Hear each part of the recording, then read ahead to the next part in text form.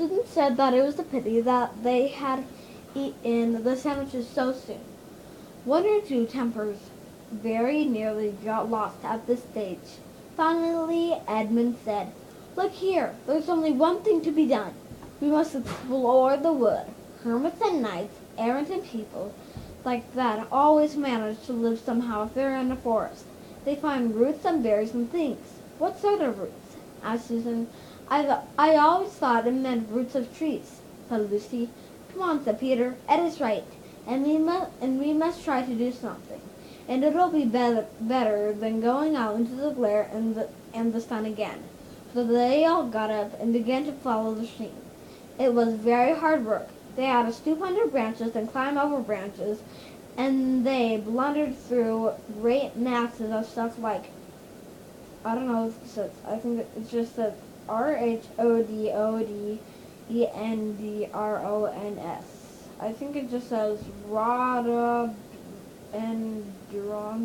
and tore their clothes and got their feet wet in the stream. And still there was no noise at all except the noise of the stream and the noises they were making themselves.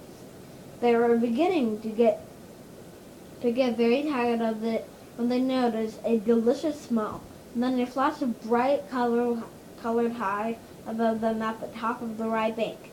"I say," exclaimed Lucy, "I do believe that it's an apple tree." It was. They panted up the steep bank, forced their way through some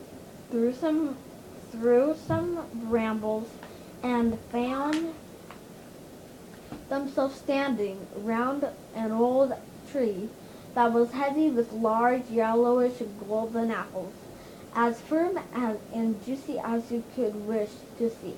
And this is not the only tree," said Edmund, with his mouth full of apple. "Look there, and there.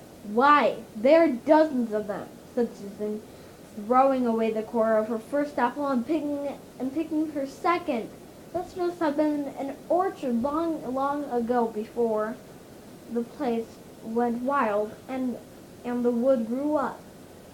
Then this was once an inhabited island," said Peter. "And what's that?" Lucy pointed ahead. "By Jove, it's a wall," said Peter. "An old stone wall." Pressing their way between the laden branches, they reached the wall. It was very old and broken down in places, with moss and wallflowers growing on it, but it was higher than all the tallest trees. And when they came quite close to it, they found a great arch, which must once have had a gate in it, but now it was almost filled up with the largest of all the apple trees. They had to break some of the branches to get past, and when they had done so, they all blinked because daylight became suddenly much brighter. They found themselves in a wide open place with walls all round it. In here, there was no trees, only level grass and daisies and ivy and gray walls. It was a bright, secret, quiet place, and rather sad, and all four stepped out into the middle of it, glad to be able to straighten their backs and move their limbs freely. Chapter 2. The Ancient Treasure House. "This wasn't a garden," said Susan presently. "It was a castle, and this must have been the courtyard." "I see what you mean," said Peter. "Yes, that is the remains of a tower, and this is what you used to be a flash of steps growing up to the top of walls. And looking at those other steps, the broad, shallow ones, going up to that doorway, it must have been the door into the great hall." "Ages ago, by the look of it," said Edmund. "Yes, ages ago," said Peter.